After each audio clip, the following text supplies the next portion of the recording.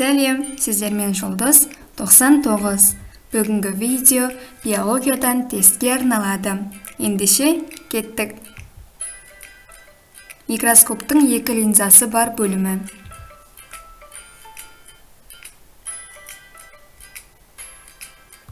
Жауабы окуляр. Сабақтың ішкі құрылысы неше қабаттан тұрады?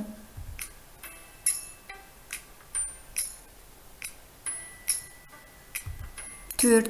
Қабық, камбий, өзек және сүрек. Жануарларды тіршілік ортасына байланысты жіктеген ғалым кім?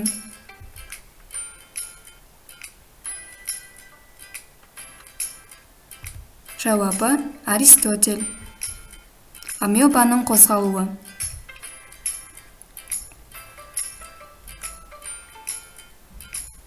Жауабы жалған аяғы арқылы. Балықтардың қан айналым шеңбері нешеу?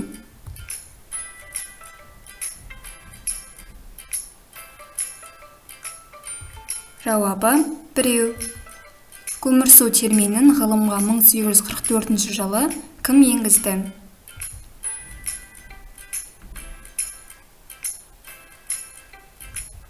Жауабы Шмидт.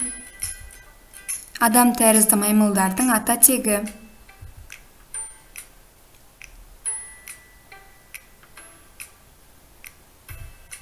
Жауабы парапитектерден шыққан. Марқакөл қорығы қайда және қашан ашылды?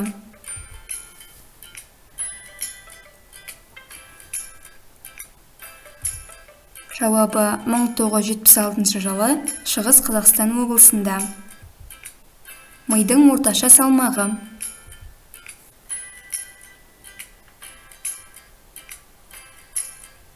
Жауабы 1300-1400 грамм.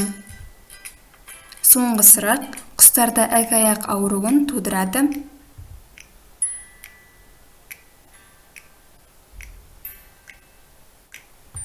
Жауабы мамық кене. Тест аяқталды. Егер видео ұнаса лайк басып, каналыма жазылуды ұмытпаңыздар. 99 бен бірге дамы.